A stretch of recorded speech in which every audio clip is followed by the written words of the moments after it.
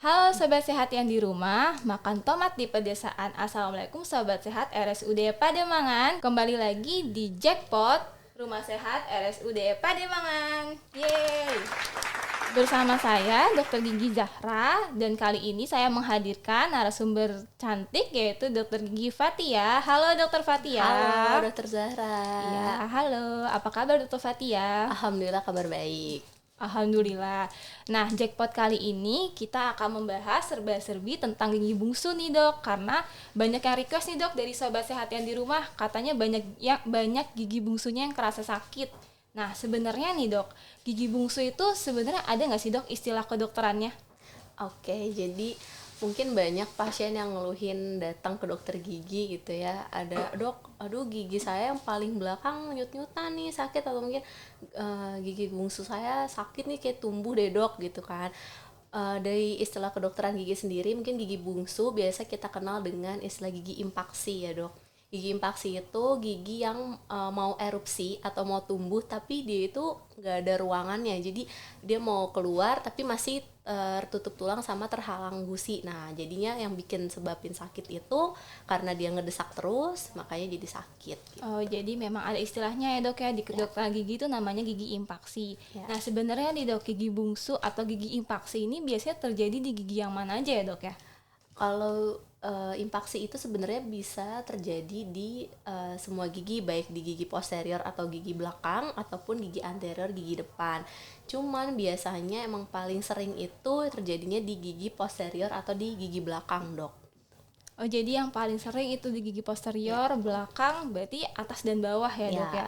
Nah, sebenarnya nih dok, penyebabnya sendiri ya dok, penyebab gigi impaksi itu apa ya dok? Selain tadi yang dokter sebutin, ternyata nggak cukup ruangnya, itu apa ya dok? Oke, kalau untuk penyebabnya secara pasti sih sebenarnya belum diketahui ya dok ya. Cuman ada beberapa faktor nih sobat sehat semua. Yang pertama bisa karena tadi kurang ruang kan. Terus giginya itu tertutup tulang sama terhalang oleh gusi. Terus adanya juga penebalan mukosa dok di sekitar gusinya. Terus ada juga karena posisi gigi yang abnormal, entah giginya posisinya horizontal atau posisinya tidur gitu. Terus ada juga karena inflamasi, karena adanya peradangan gitu, karena dia mau erupsi atau mau tumbuh, jadinya ngedesak, makanya akhirnya bisa terjadi inflamasi atau peradangan gitu. Oh, jadi memang penyebab gigi impaksi yang bikin sakit itu pertama tadi kekurangan ruang di rahangnya ya dok. Kemudian ada penebalan tulang, penebalan mukosa, dan yang terakhir memang terjadi peradangan. Terus tadi juga bisa giginya posisinya tidur ya dok ya, dan mendorong gigi sebelahnya, Betul. jadi infeksi juga ya dok ya. Nah, sebenarnya nih dok, tanda dan gejalanya itu seperti apa ya dok ya? Oke, kalau untuk tanda dan gejalanya yang paling sering tuh dari pasien-pasien misalnya nyerinya itu nyeri hebat. Mungkin bagi beberapa pasien atau beberapa orang itu sampai migrain, sakit kepala, pokoknya sampai mengganggu aktivitas sehari-hari gitu. Terus bisa juga sampai, kalau yang udah parah banget nih dok, itu sampai nggak bisa buka tutup mulut. Jadi sangat mengganggu untuk aktivitas sehari-hari gitu. Karena kan gigi impaksi itu biasanya gusinya juga kayak agak terbuka, jadi sisa-sisa makanan itu mudah masuk ke dalam gusi itu. Nah itu yang bisa menyebabkan nyeri gitu. Bisa juga biasanya keluhannya ada di dalam pipi, bagian dalamnya itu kayak ada apa ya dok, bengkak gitu, karena dari gigi atas dan gigi bawahnya itu tidak kontak, jadi giginya itu kayak kenain ke pipi bagian dalam. Nah itu bisa karena jadi bengkak, bisa jadi sariawan juga mungkin di beberapa pasien gitu. Dan biasanya ada kayak kemerahan kayak gitu sih dok. Oh, jadi tanda dan gejalanya pasti pasiennya itu kerasa sakit, bahkan bisa sampai ke kepala ya dok ya, sakit yang terus-terusan, yang intens ya dok ya. Terus ternyata kalau udah diperiksa ada dia giginya mendorong pipi, jadi pipinya merah juga ya dok ya, inflamasi juga, jadi radang lagi ya dok ya. Betul. Itu kerasa sakit lagi. Nah itu memang harus diperiksa ya dok ya langsung. Nah sebenarnya nih dok, ada nggak sih dok indikasi ya dok, kalau misalnya gigi bungsunya harus dicabut, kapan harus dicabut, dan kalau misalnya boleh ditunda itu kapan boleh ditunda? Oke. Kalau untuk indikasi sendiri untuk dicabut itu biasanya kalau memang pasien itu ngeluhin sakit banget nih dok, saya sampai mengganggu aktivitas sehari-hari, saya susah makan gitu kan, itu harus dicabut gitu. Tapi kalaupun kita mau cabut gigi yang impaksi itu nggak bisa yang kalau dalam kondisi yang radang atau lagi akut, misalnya pasiennya datang itu lagi sakit kita langsung cabut di hari itu tuh nggak bisa. Jadi kita paling kasih obat dulu, baru nanti kalau udah reda sakitnya baru kita cabut gitu. Nah, untuk indikasi yang dicabut selain dari pasiennya sendiri ya dok ya, kayak pasien yang ngeluhin sakit nggak nyaman, bisa juga karena posisi giginya itu memang sulit gitu, yang posisinya horizontal atau miring, jadinya eh, pasiennya bilang udahlah dok dicabut aja daripada nantinya sakit gitu, atau mungkin memang udah ada inflamasi di situ gitu. Kalau untuk tadi yang nggak dicabut ya, kalau untuk nggak dicabut itu sebenarnya kalau misalnya posisi giginya itu erupsi atau tumbuhnya udah sempurna dok, jadi kalau dia udah tumbuh vertikal pasiennya juga nggak ada keluhan apa-apa, ya udah nggak masalah, nggak kita cabut gitu.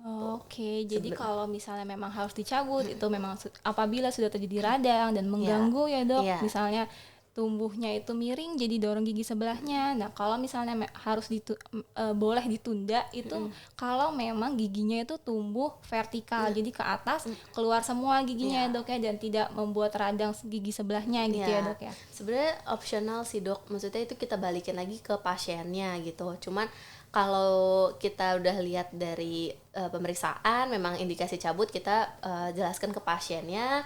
Terus kalau pasiennya memang ya udahlah dok, kalau emang harus dicabut aja gitu. Tapi kita juga untuk sampai ke tahap cabut itu kita juga banyak pertimbangan juga sih dok. Iya, banyak konsiderasi lebih lanjut ya dok ya. Oke. Nah sebenarnya nih dok, prosedur cabutnya sendiri itu ada tata laksana tersendiri nggak dok?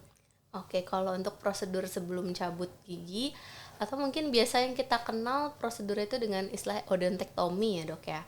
Jadi kalau untuk prosedur pra-OD itu atau odontektomi, itu pasiennya pertama pasti kita anamnesa lengkap atau kita tanya keluhannya lengkap dari kapan, sakitnya seperti apa sudah diobati atau belum gitu. Terus kita cek juga dari pemeriksaan fisik. Terus kita lakukan pemeriksaan ekstraoral dan intraoralnya juga. Kita lihat nih di giginya itu ada peradangan atau enggak, ada bengkak atau tidak. Terus saat kita ketuk pasiennya ada ngeluhin sakit atau enggak, kayak gitu. Terus kita tanya juga ke pasiennya ada riwayat sistemik atau enggak. Untuk pasien yang punya riwayat sistemik mungkin bisa kita konsulkan dulu kayak gitu. Terus kita tanya juga ada riwayat alergi atau tidak, ada riwayat biasanya emah ya dok ya, kita tanya juga sih ke pasiennya gitu. Terus kalau untuk prosedur sebenarnya ada dua sih dok, bisa dalam bius lokal ataupun bius umum.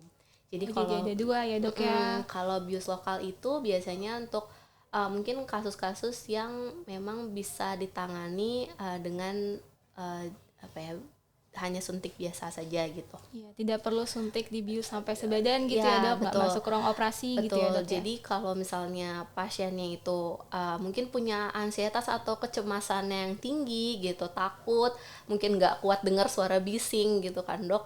Jadi itu bisa disarankan untuk melakukan tindakan OD atau odontektomi dalam bius umum atau general anestesi. Nah itu biasanya kita lakukan di ruang operasi, jadi beda prosedur lagi ini dok. Kalau di ruang operasi juga ada prosedurnya tersendiri, kalau di bius lokal juga ada prosedurnya tersendiri. Atau mungkin bisa juga karena posisi giginya yang terlalu sulit gitu, jadi memang kayaknya kalau misalkan giginya sulit kan cenderung lebih lama ya dok ya waktu pengerjaannya, mungkin pasiennya jadi lebih nyaman kalau dilakukan di ruang operasi atau di ruang OK gitu. Tapi kalau selama pasiennya fine aja, mungkin letak posisi giginya juga yang masih bisa dikerjakan gak terlalu lama, itu bisa kita lakukan bius lokal aja gitu sih dok. Oh jadi memang tata laksananya namanya prosedur bedah odontektomi ya dok ya, memang harus dibius dulu ya dok ya, kemudian harus diperiksa dulu riwayat sistemiknya, terus diperiksa juga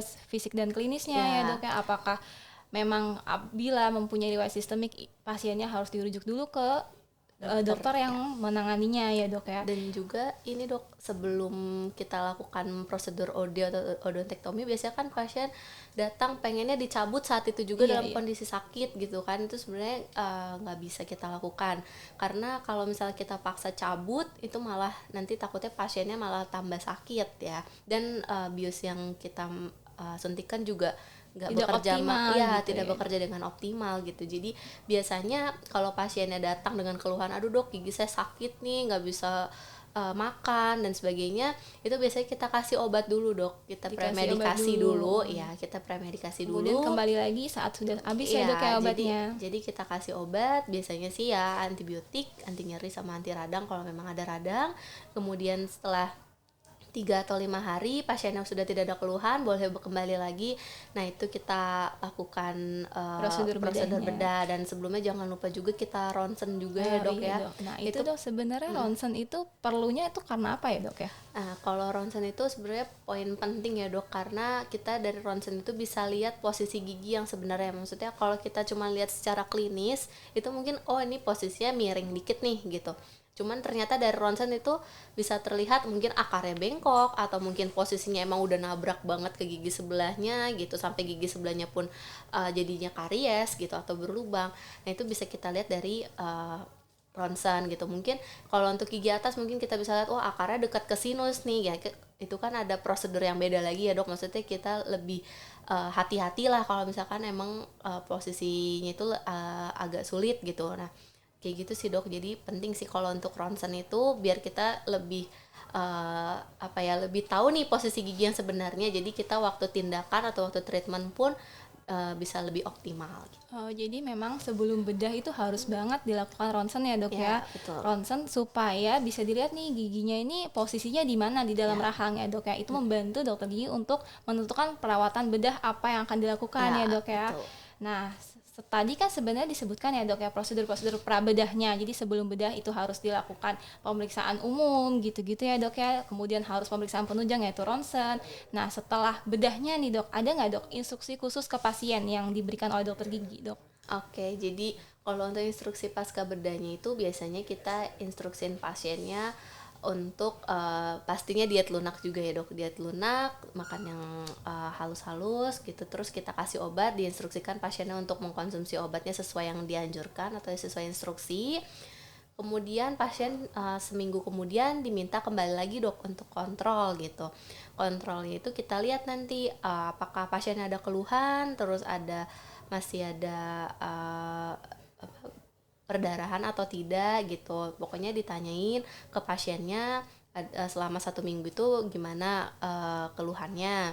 Terus mungkin kalau misalnya pasiennya itu kita jahit waktu tindakan OD itu nanti 1 minggu itu kita lepas jahitannya dok. Jadi memang ada instruksi khusus untuk pasiennya supaya dapat menjaga lukanya dengan baik dan bisa dikontrol, dilepas jahitannya ya dok ya. Betul. Nah ternyata Sobat Sehat semuanya sudah jelas ya serba-serbi tentang gigi bungsu, cara menanganinya, nama prosedur bedahnya apa ya dok. Jadi Sobat Sehat yang di rumah, kalau misalnya lagi sakit gigi bagian ujung belakang, mau rahang atas maupun rahang bawah, cepat diperiksain ke dokter gigi, oke? Terima kasih banyak dokter gigi Svati ya atas ilmunya. Semoga ilmunya bermanfaat. Jangan lupa like, comment, and subscribe juga.